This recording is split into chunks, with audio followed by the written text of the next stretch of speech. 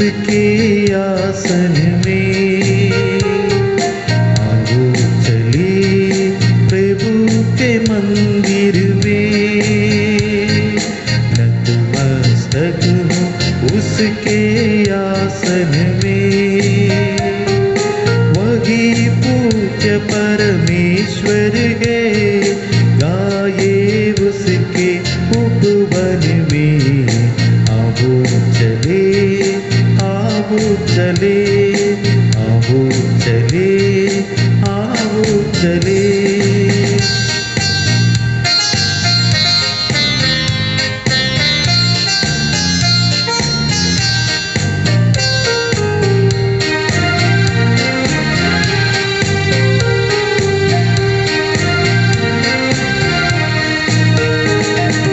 वही पावन है, वही जीवन है, वही मार्ग और सत्य। वही पावन है, वही जीवन है, वही मार्ग और सत्य। वही प्रकाश है सारी जग का, वो ज्योति भर ले तन मन में।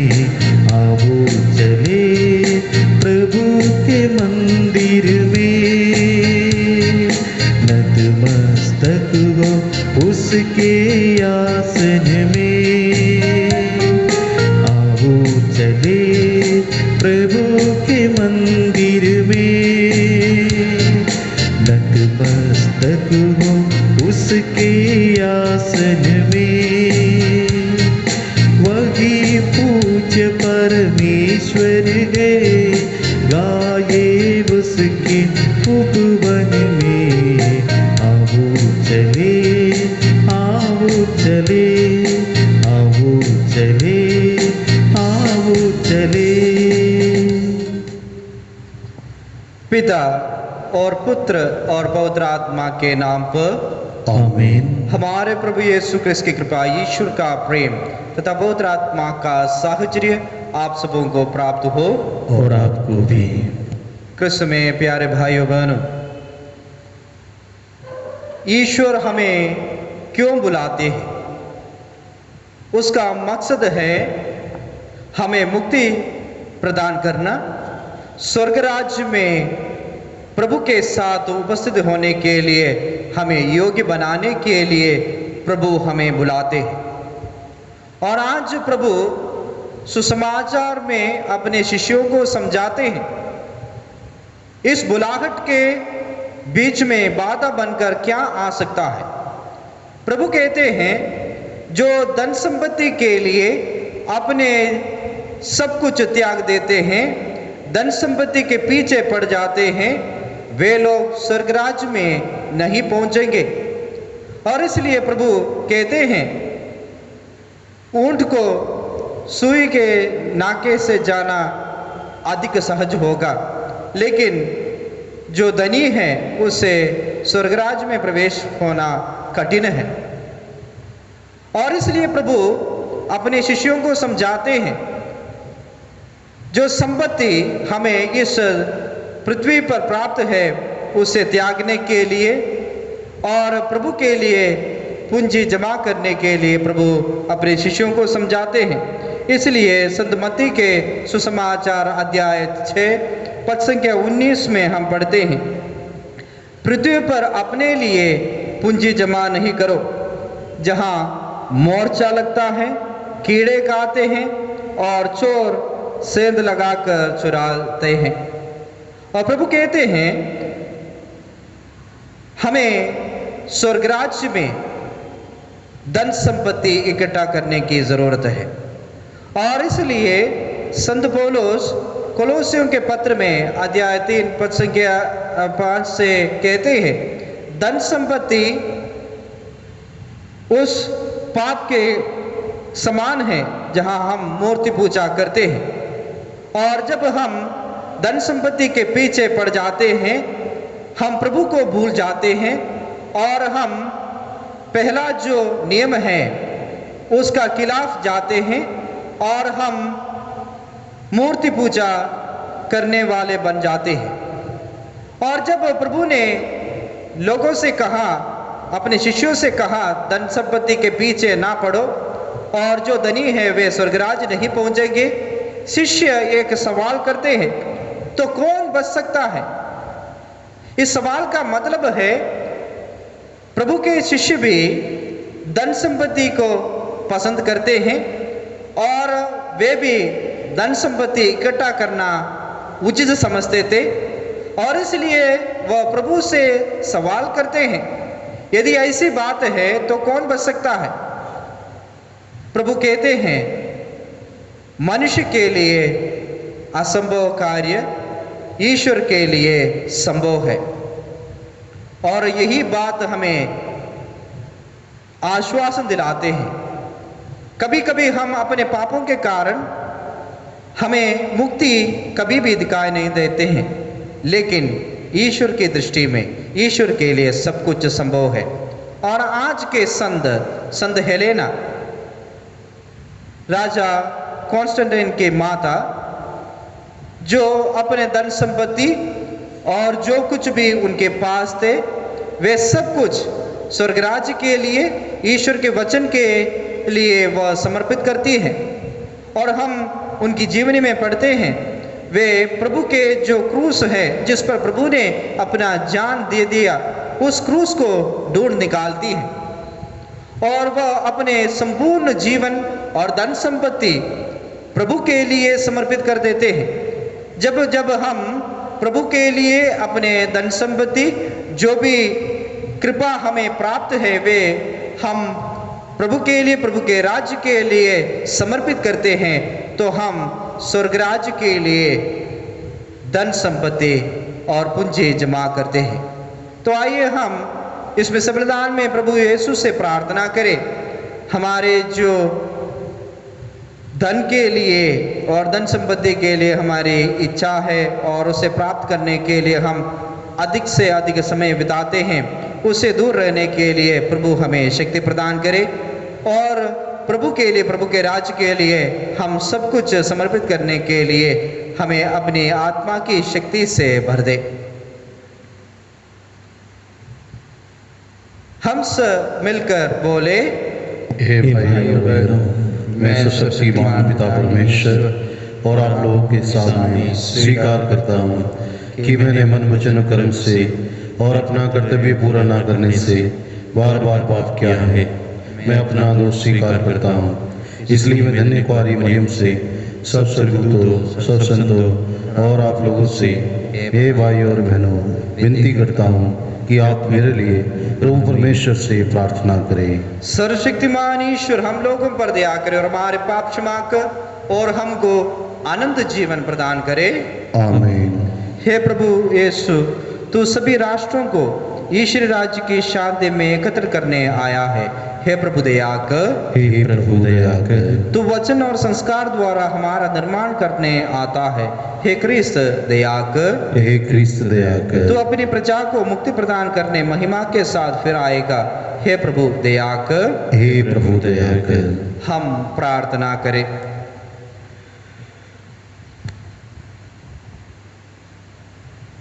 हे ईश्वर, तूने अपने भक्तों के लिए ऐसे वरदान तैयार किए हैं जिन्हें ना आंखें ने देखा, ना कानों ने सुना है।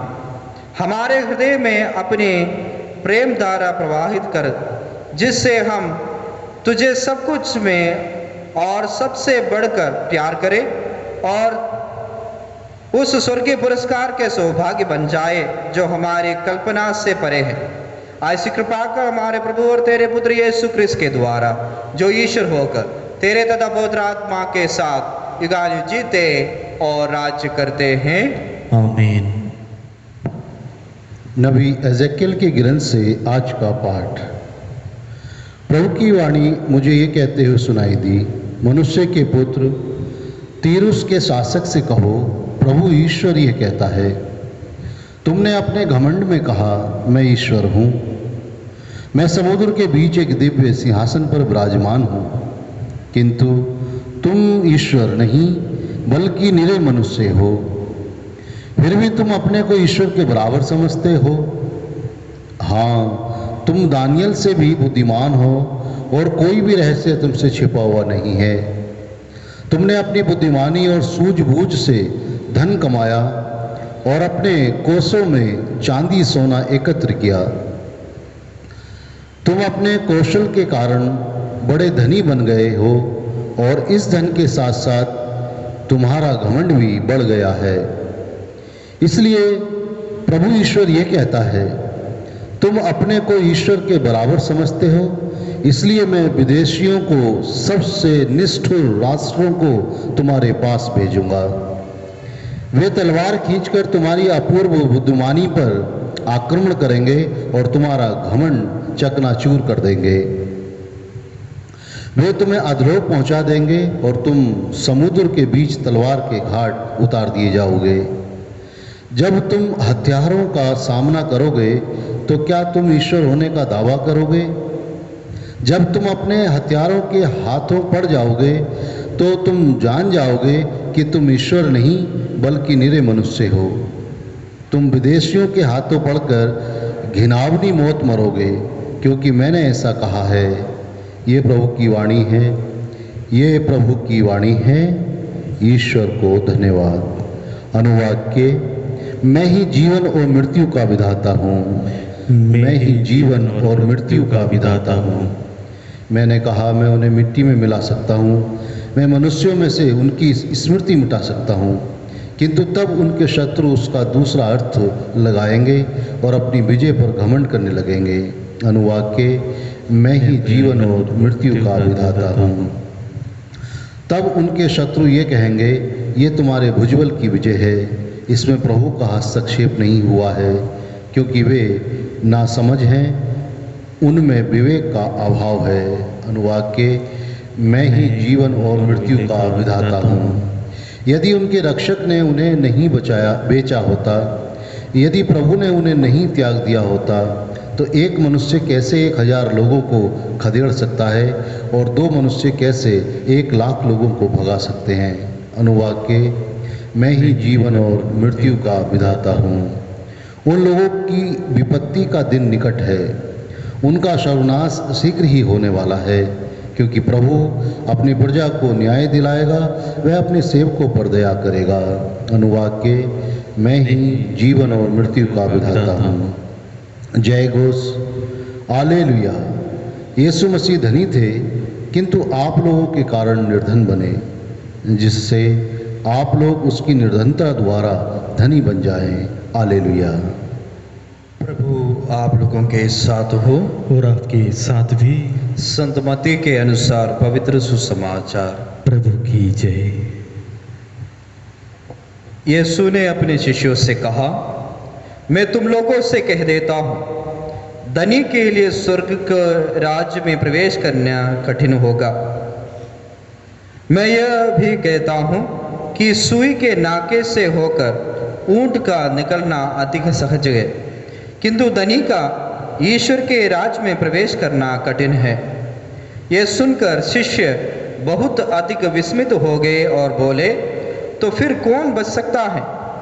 उन्हें स्थिर दृष्टि से देखते हुए यीशु ने कहा, मनुष्यों के लिए तो यह असंभव है, ईश्वर के लिए सब कुछ संभव है। तब पेतरुस ने यीशु से कहा, देखिए, हम लोग अपना सब कुछ छोड़कर आपके अनुयायी बन गए हैं, हमें क्या मिलेगा? यीशु ने अपने शिष्यों से कहा, मैं तुम अपने अनुयायियों से कह देता हूँ, मानव पुत्र जब पुनरुत्थान में अपने महिमामय सिंहासन पर विराजमान होगा, तब तुम लोग भी 12 सिंहासनों पर बैठकर इस्राएल के 12 वंशों का न्याय करेंगे। और जिसने मेरे लिए घर, भाई बहनें, माता पिता, पत्नी, बाल बच्चों अथवा खेतों को छोड़ दिया है, वह 100 गुना पाएगा और अनंत जीवन का अधिकारी होगा। बहुत से लोग जो अगले हैं पिछले हो जाएंगे, और जो पिछले हैं अगले हो जाएंगे। यह प्रभु का पवित्र सुसमाचार है। क्रिस्त की जय। सुसमाचार के शब्द हमारे पापों को मिटा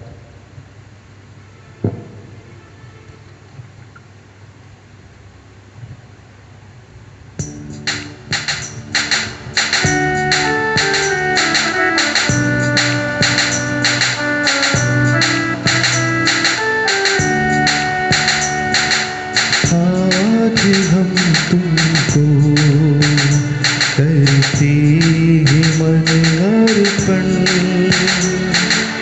आज हम तुमको करती ही मन अर्पण।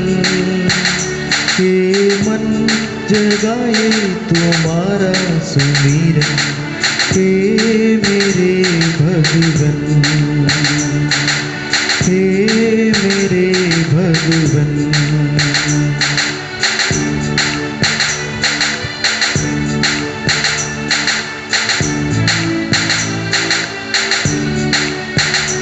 वरदान वे भूपर रोटी और दाकर, कर दो अमर इनको देकर वो जीवन रस। तुम ग्रहण करो मेरे पिता, करो ग्रहण। आज हम तुमको करते मन अर्पण। आज हम तुमको करते मन अर्पण। ये मन जगाए तुम्हारा सुमिरन, हे मेरे भगवन, हे मेरे भगवन। भाइयों बहनों, प्रार्थना कीजिए कि सर्वशक्तिमान पिता ईश्वर मेरा और आप लोगों का ये बलिदान ग्रहण करे। प्रभु अपने नाम की स्तुति तथा महिमा के लिए और हमारे तथा अपने समस्त पवित्र कलीसिया के लाभ के लिए आपके हाथों से ये बलिदान ग्रहण करें। हे प्रभु, हमारे उपहार ग्रहण करने की कृपा कर। इनके द्वारा तेरे और हमारे बीच पवित्र आदान प्रदान होता है। ये तेरे ही दान है। इनके अर्पण द्वारा हम तुझको ही प्राप्त कर सके। ऐसा वर दे हमारे प्रभु यीशु क्रिस्त के द्वारा। आमीन। प्रभु आप लोगों के साथ हो और आपके साथ भी। प्रभु में मन लगाइए। हम प्रभु में मन लगाए हुए हम हैं। अपने प्रभु ईश्वर को धन्यवाद दे। यह उचित और आवश्यक है। हे पूज्य पिता, यह परम उचित है, हमारा कर्तव्य तथा कल्याण है कि तेरे परम प्रिय पुत्र यीशु क्रिस्त के द्वारा हम सदा और सर्वत्र तुझे धन्यवाद दे। यही है तेरा शब्द। इनके द्वारा तूने सकल विश्व की सृष्टि की है और इनको हमारी मुक्ति के लिए भेजा है। इन्होंने पवित्र आत्मा की शक्ति से शरीर धारण कर कुंवारी मरियम से जन्म लिया। इन्होंने हमारे लिए क्रूस पर अपनी भुजाएं पसारी कि मृत्यु का विनाश करके पुनरुत्थान प्रकट करे। इस भांति इन्होंने तेरी इच्छा पूरी करके तेरे लिए पवित्र प्रजा प्राप्त की है। इसलिए हम सभी दूतों और संतों के साथ तेरा गुणगान करते हुए निरंतर एक सुर से कहते हैं, पवित्र पवित्र पवित्र प्रभु विश्वमंडल के परमेश्वर, स्वर्ग और पृथ्वी तेरी महिमा से परिपूर्ण है। स्वर्ग में प्रभु की जय। धन्य है वे जो प्रभु के नाम पर आते हैं। स्वर्ग में प्रभु की जय। हे परम पिता, तू वास्तव में पवित्र है, सारी पवित्रता का स्रोत है। हम तुझसे निवेदन करते हैं, तू यह उपहार अपनी आत्मा के संस्पर्श से पवित्र कर दे कि हमारे प्रभु यीशु क्रिस्त का शरीर तथा रक्त बन जाए। जिस रात को यीशु स्वेच्छा से मृत्यु के लिए सौंपे गए, उन्होंने रोटी ली, तुझे धन्यवाद दिया और रोटी तोड़कर उसे अपने शिष्यों को देते हुए कहा, तुम सब इसे लो और खाओ। ये मेरा शरीर है जो तुम्हारे लिए बलि चढ़ाया जाएगा।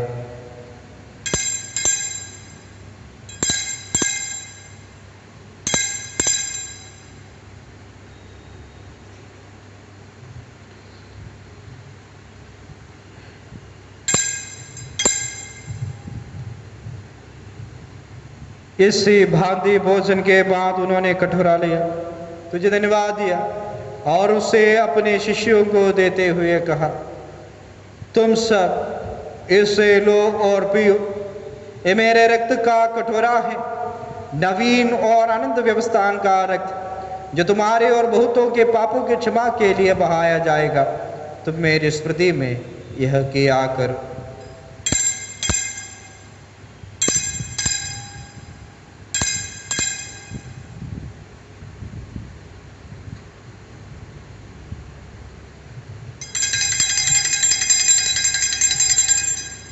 यह है हमारे विश्वास का रहस्य।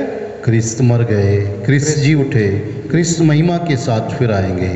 हे परमपिता, यह आज्ञा मानकर हम अपने प्रभु की मृत्यु और पुनरुत्थान की स्मृति में तुझे जीवन की रोटी और मुक्ति का कटोरा चढ़ाते हैं। हम तुझे धन्यवाद देते हैं कि तूने हमें अपने सम्मुख उपस्थित होने और अपनी सेवा करने का सौभाग्य प्रदान किया है। हमारा नम्र निवेदन है कि हम सब जो क्रिस्त का शरीर तथा रक्त ग्रहण करते हैं, पवित्र आत्मा के द्वारा एकता के सूत्र में बंधे रहे। प्रभु और हमारे संत पिता फ्रांसिस, हमारा धर्माध्यक्ष फ्रांसिस कलिस्ट और सभी याजकों के साथ विश्व भर में फैली अपनी कलीसिया की सुधि ले तथा इसे प्रेम में सिद्ध बना दे। हे प्रभु, हमारे उन भाई बहनों की भी सुधि ले जो पुनरुत्थान की आशा में परलोक सुधार चुके हैं। उन्हें और सभी मृतकों को अपने पुण्य दर्शन का सौभाग्य प्रदान कर हम सब पर दया दृष्टि डाल कि हम भी आनंद जीवन के सौभाग्य बने। और ईश्वर की माता धन्य कुंवारी मरियम, उनके वर संत यूसुफ, प्रेरितगण, संत हेलेना और सभी संतों के साथ जो युग युग में तेरे विश्वस्त सेवा सेविकाएं बने रहे, तेरा स्तुतिगान कर सके तेरे पुत्र यीशु क्रिस्त के द्वारा।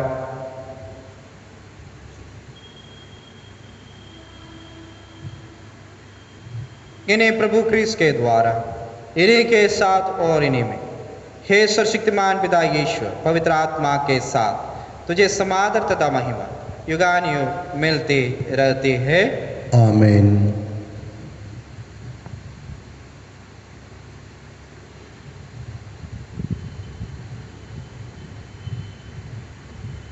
हम सब मिलकर पिता ईश्वर से प्रार्थना करें जैसे प्रभु यीशु ने हमें सिखाया है। हे हमारे पिता जो स्वर्ग में है, तेरा नाम पवित्र माना जाए, तेरा राज्य आए, तेरी इच्छा जैसे स्वर्ग में है वैसे पृथ्वी पर भी पूरी हो। हमारा प्रतिदिन का आहार आज हमें दे और हमारे अपराध हमें क्षमा कर जैसे हम भी अपने अपराधियों को क्षमा करते हैं, और हमें परीक्षा में न डाल परंतु बुराई से बचा। हे प्रभु, हम तुझसे प्रार्थना करते हैं, सभी बुराइयों से हमें बचा और इस जीवन में हमें कृपा पूर्वक शांति प्रदान कर। हम तेरी दया से सदा पाप से दूर और हर विपत्ति से सुरक्षित रहे और उस दिन की प्रतीक्षा करते रहें जब हमारे मुक्तिदाता यीशु क्रिस्त फिर प्रकट होकर हमारी मंगलमय आशा पूरी करेंगे। क्योंकि तेरा राज्य, तेरा सामर्थ्य और तेरी महिमा अनंत काल तक बनी रहती है। हे प्रभु यीशु क्रिस्त, तूने अपने प्रेरितों से कहा है, मैं तुम्हारे लिए शांति जोड़ जाता हूँ, अपनी शांति तुम्हें प्रदान करता हूँ। तो हमारे पापों पर नहीं, अपनी कलीसिया के विश्वास पर दृष्टि डाल और उसे शांति तथा एकता प्रदान कर। तो युगानुयुग जीता और राज्य करता है। आमीन। प्रभु की शांति सदा आप लोगों के साथ रहे और आपके साथ हम ही। परस्पर शांति अभिवादन करेंगे। हे ईश्वर के मेमने, जो संसार के पाप हर लेता है, हम पर दया कर। हे ईश्वर के मेमने, जो संसार के पाप हर लेता है, हम पर दया कर। हे ईश्वर के मेमने, जो संसार के पाप हर लेता है, हमें शांति प्रदान कर।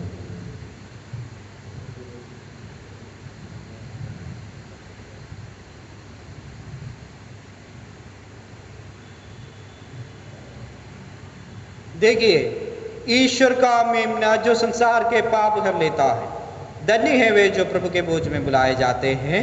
हे प्रभु, मैं इस योग्य नहीं हूँ कि आप मेरे यहाँ आए, केवल एक शब्द कह दीजिए और मेरी आत्मा चंगी हो जाएगी।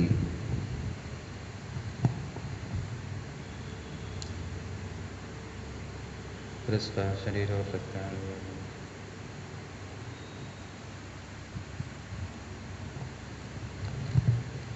हे मेरे यीशु, मैं विश्वास करता हूँ कि आप इस महान एवं पवित्र संस्कार में उपस्थित हैं। मैं आपको सब कुछ से अधिक प्यार करता हूँ और मैं अपनी आत्मा में आपको ग्रहण करना चाहता हूँ। क्योंकि इस समय मैं संस्कारिक रूप से आपको ग्रहण नहीं कर सकता हूँ। प्रभु, आप आत्मिक रूप से मेरे हृदय में आइए। मैं आपको गले से लगाता हूँ जैसे कि आप पहले से ही मेरे हृदय में हैं, और मैं अपने आप को पूर्ण रूप से आपसे संयुक्त करता हूँ। मुझे कभी भी अपने से अलग नहीं होने दीजिए। आमीन।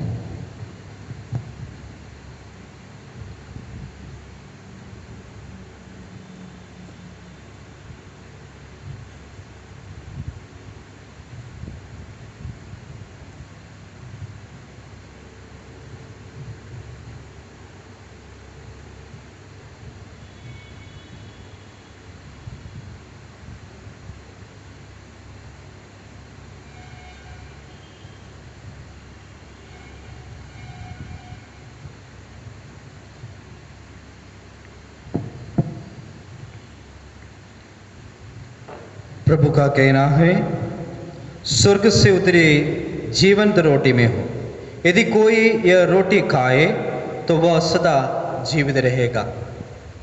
हम प्रार्थना करें। हे प्रभु, इस संस्कार के द्वारा तूने हमें क्रिस्त के सौभाग्य बनाया है। हम अपने जीवन और आचरण में प्रभु और यीशु के समान बने तथा स्वर्ग में उनके साथ विराजमान हो सके। ऐसी कृपा का इन्हीं प्रभु क्रिस्त के द्वारा। आमीन। प्रभु आप लोगों के साथ हो और आपके साथ भी। सर्वशक्तिमान ईश्वर पिता, पुत्र और पवित्र आत्मा आप सबों को आशीर्वाद प्रदान करे। आमीन। आप लोग विदा ले। प्रभु की शांति साथ रहे। ईश्वर को धन्यवाद।